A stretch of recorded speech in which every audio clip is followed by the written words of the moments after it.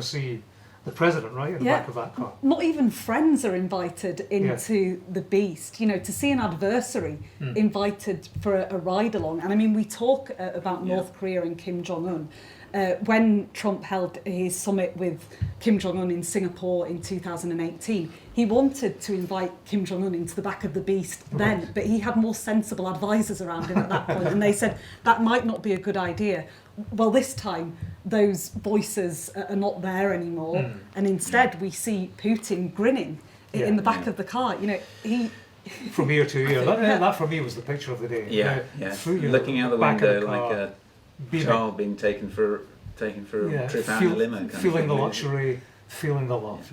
And that was their only one-on-one of the day. We expected them to have this bilateral meeting, which would just be tete-a-tete, as you say, James. But instead, you know, that was their time alone. We don't know what they spoke about. I think it's also unusual that Vladimir Putin actually got in, because not just being invited in, but that he actually took up the invitation, because his limo, his Aurus limo, was waiting on the tarmac as well. So it wasn't part of the plan. I don't think. You think it was impromptu? Yeah, it struck me as impromptu, certainly.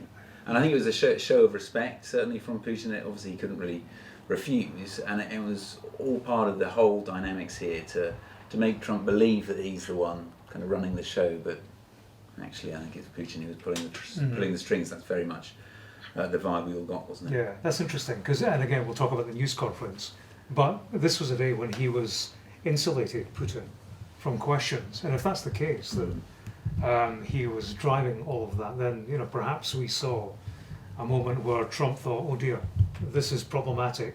He's being asked about ceasefire, asked about killing civilians. I need to get this guy away. And maybe the beast was the closest. The getaway vehicle. Yeah, with a getaway.